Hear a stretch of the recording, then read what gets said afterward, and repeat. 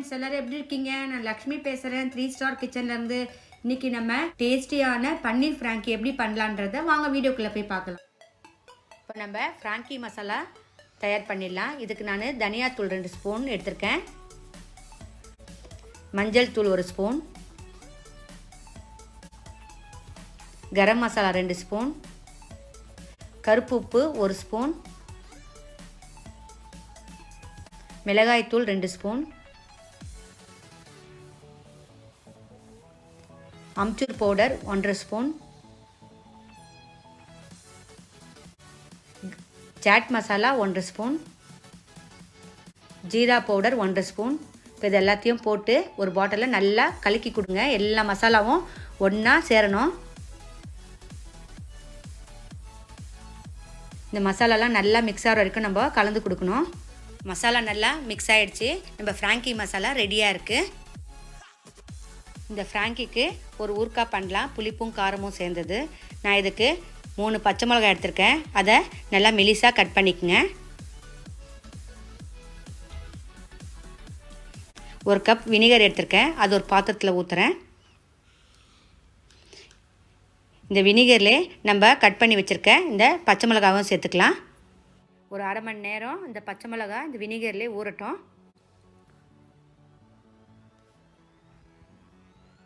இப்போ நம்ம பன்னீர் மசாலா பண்ணுறதுக்கு பன்னீரை மேரினேட் பண்ணிக்கலாம். அதுக்கு நான் 200 கிராம் பன்னீர் எடுத்திருக்கேன், அதை சின்ன சின்னதாக கட் பண்ணியிருக்கேன். இதுக்கு 1 கப் தயிர் எடுத்துருக்கேன். இந்த தயிரை பன்னீரில் போட்டுக்கலாம்.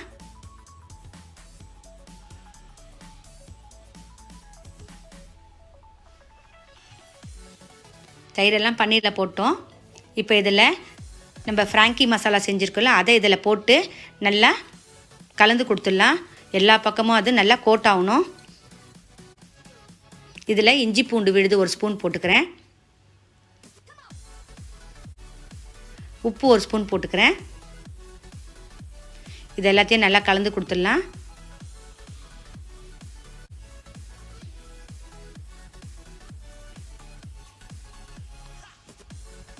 இந்த பன்னீரில் எல்லாம் நல்லா கோட் ஆகணும். இதை நல்லா கலந்து கொடுத்துட்டோம். இதில் 2 பச்சை மிளகாய் எடுத்து நீல வாக்கில் கட் பண்ணி நான் இதில் சேர்த்துக்கிறேன். இதையும் போட்டு நல்லா கலந்து கொடுத்துடலாம். நம்ம மேரினேட் பண்ண பன்னீர் 1 மணி நேரம் ஊறட்டும். இப்போ நம்ம பன்னீர் கிரேவி பண்ணிக்கலாம். அதுக்கு நான் ஸ்டவ்வில் ஒரு கடாய் வச்சுருக்கேன். அதில் 2 ஸ்பூன் பட்டர் சேர்த்துக்கிறேன். இந்த பட்டர் நல்லா மெல்ட் ஆகணும்.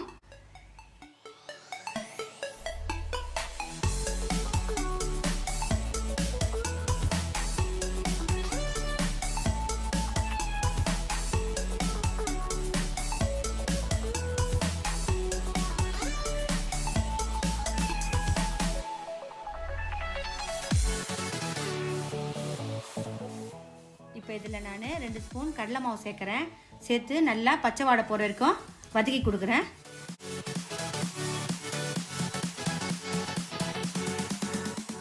இப்போ நான் இதில் கட் பண்ணி வச்சுருக்கேன் ஒரு வெங்காயம், ஒரு குடமிளகாவை சேர்த்துக்கிறேன். இப்போ இது ஒரு 2 நிமிஷத்துக்கு நல்லா வதங்கட்டும். 2 நிமிஷம் இந்த குடமிளகாவும் வெங்காயமும் நல்லா வதங்கியிருக்கு. இப்போ இதில் மேரினேட் பண்ண பன்னீரை சேர்த்துக்கலாம். இப்போ பன்னீரை சேர்த்துட்டோம். இதை மொல்லமாக கலந்து கொடுங்க. ஒரு 5 நிமிஷம் இது ஃப்ரை ஆகட்டும்.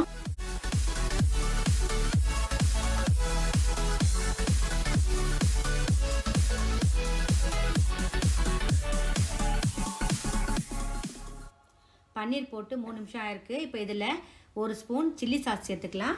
சில்லி சாஸ் போட்டாச்சு. இந்த சில்லி சாஸ் எல்லாத்துலேயும் நல்லா மிக்ஸ் ஆகிற மாதிரி கலந்து கொடுத்துடலாம்.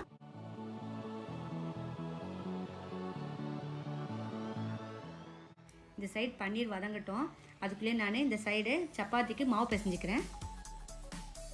நான் இந்த ஃப்ராங்கி பண்ணுறதுக்கு 1 கப் மைதா, 1 கப் கோதுமை மாவு எடுத்திருக்கேன். நீங்கள் வேணும்னா மைதாலே கூட பண்ணலாம், இல்லைனா கோதுமை மாவுலே பண்ணலாம். ரெண்டுத்தையும் மிக்ஸ் பண்ணி மாவு பிசைஞ்சோன்னா ஃப்ராங்கி ரொம்ப சாஃப்டாகவும் இருக்கும், டேஸ்ட்டாகவும் இருக்கும். இப்போ இந்த மாவில் 2 ஸ்பூன் தயிர் சேர்த்துக்கிறேன். நெக்ஸ்ட் நம்ம இந்த மாவில் 1.5 ஸ்பூன் உப்பு சேர்த்துக்கலாம். உப்பு சேர்த்துட்டு இதெல்லாம் நல்லா ஒரு வாட்டி கலந்து கொடுத்துடலாம். இப்போ நம்ம இதில் கொஞ்சம் கொஞ்சமாக தண்ணி தெளித்து மாவு பிசைஞ்சிக்கலாம். எப்போவுமே மாவு பிசைய சொல்ல தண்ணி வந்து மொத்தமாக ஊற்றக்கூடாது, கொஞ்சம் கொஞ்சமாக ஊற்றினா தான் நமக்கு மாவு வந்து கரெக்டாக இருக்கும்.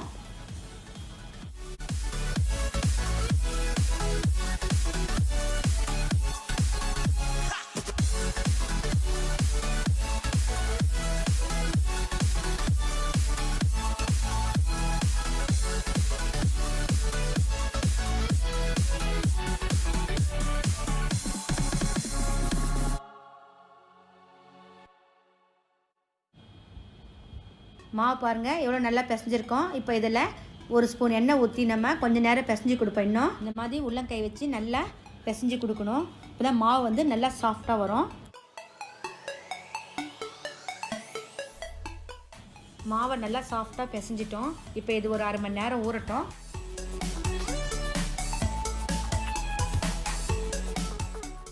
பன்னீர்லாம் நல்லா வதங்கியிருக்கு, நல்லா வாசனை வருது. இப்போ நம்ம இதில் கொத்தமல்லி தூவி இறக்கிடலாம்.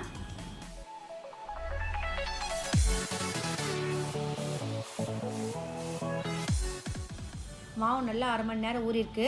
இப்போ நம்ம இதுலேருந்து ஒரு உருண்டை எடுத்து ஃப்ராங்கி செய்ய ஆரம்பிச்சிடலாம்.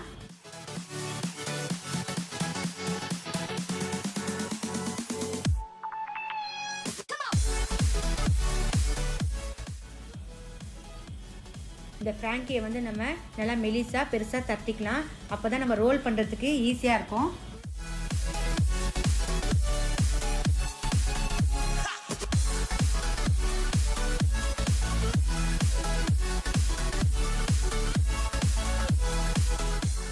இந்த ஃப்ராங்கியை வந்து நான் மெலிசாக பெருசாக தட்டியிருக்கேன். இந்த ஃப்ராங்கி சுடுறதுக்கு நான் தவா வச்சுருக்கேன் ஸ்டவ்வில். அது வந்து ரொம்ப சூடாகக்கூடாது, கொஞ்சம் மிதமான சூடில் தான் இருக்கணும். இந்த ஃப்ராங்கியை நான் தவாவில் போட்டுட்டேன். மிதமான சூடில் வச்சு 2 பக்கமும் சுட்டு எடுத்துக்கலாம்.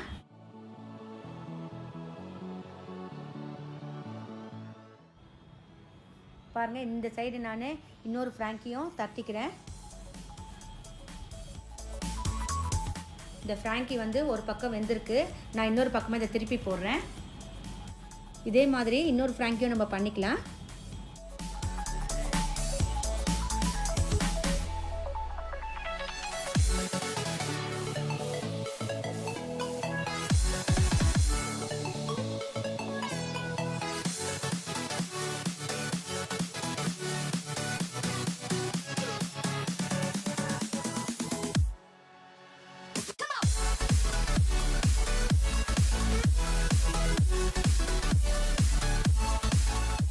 இப்போ ஃப்ராங்கிலாம் ரெடி ஆகிடுச்சு. இப்போ நம்ம ஃப்ராங்கி ரோல் பண்ண ஆரம்பிச்சிடலாம். ஃப்ராங்கி ரோல் பண்ணுறதுக்கு நம்ம செஞ்சு வச்ச பன்னீர், வினிகரும் பச்சை மிளகாவும் போட்ட ஊறுகாய் இது ரொம்ப நல்லாயிருக்கும் காரசாரமாக. குடமிளகா 1 எடுத்து நல்லா நீல வாக்கில் மெலிசாக கட் பண்ணிக்கோங்க.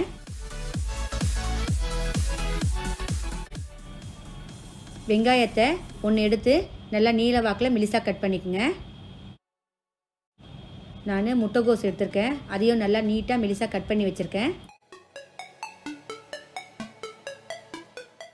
கொத்தமல்லியை எடுத்து வச்சுருக்கேன். நம்ம செஞ்ச ஃப்ராங்கி மசாலாவும் எடுத்து வச்சுருக்கேன். இப்போ நான் இங்கே 2 ஃப்ராங்கி எடுத்திருக்கேன். அதில் முதல்ல இந்த ஃப்ராங்கி மசாலாவை போட்டுக்கலாம் சுற்றி.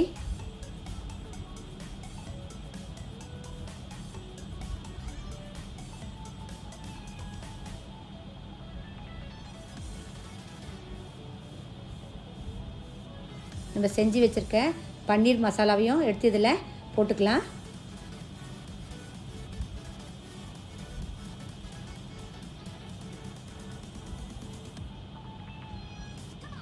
நல்லா நீட்டாக போட்டுக்குங்க.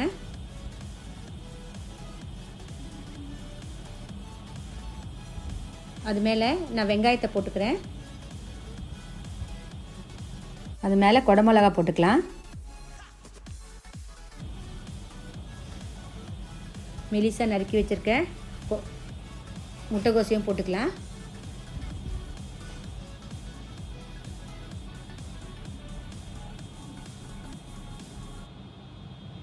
கொஞ்சம் கருவேப்பிலையை வச்சுக்கிறேன். அது மேலே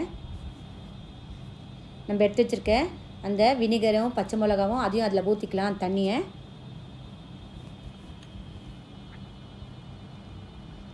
கொஞ்சம் ஃப்ராங்கி மசாலாவும் மேலே தூவிக்குங்க. நல்லா காரசாரமாக இருக்கும் இந்த மாதிரி சாப்பிட்டிங்கன்னா. இப்படி ரோல் பண்ணிக்கோங்க. உங்கள்கிட்ட ஃபாயில் இருந்தால் ஃபாயில் கொஞ்சம் கீழே வச்சுட்டு ஃபுல்லாக நல்லா டைட்டாக ரோல் பண்ணுங்கள்.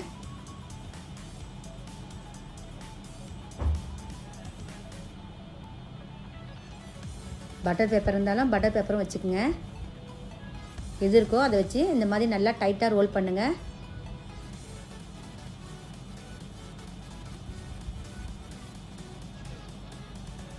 பாருங்கள், நம்ம ஃப்ராங்கி ரோல் வந்து ரெடி ஆகிடுச்சு. இன்னொன்று இதே மாதிரி செஞ்சுக்கலாம்.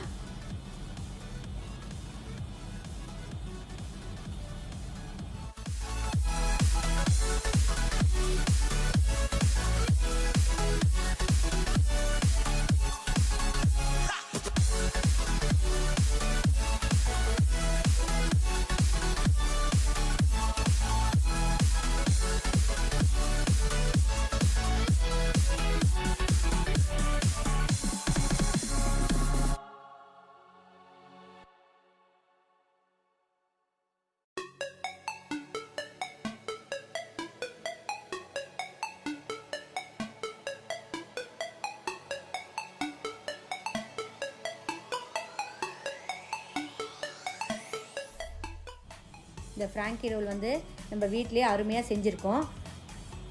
இதை வந்து நீங்கள் கண்டிப்பாக இதே மாதிரி நீங்களும் செஞ்சு பாருங்கள். என்னுடைய இந்த வீடியோ பிடிச்சிருந்தா லைக் பண்ணுங்கள், உங்கள் ஃப்ரெண்ட்ஸுக்கெலாம் ஷேர் பண்ணுங்கள். என்னுடைய சேனலை சப்ஸ்கிரைப் பண்ணாதுங்க, சப்ஸ்கிரைப் பண்ணுங்கள். பக்கத்தில் இருக்க பெல் பட்டனையும் கிளிக் பண்ணுங்கள். அப்போ தான் நான் போகிற புது வீடியோலாம் உங்களுக்கு உடனுக்குடனே அப்டேட் ஆகும். என்னுடைய இந்த வீடியோ பார்த்ததுக்கு நன்றி.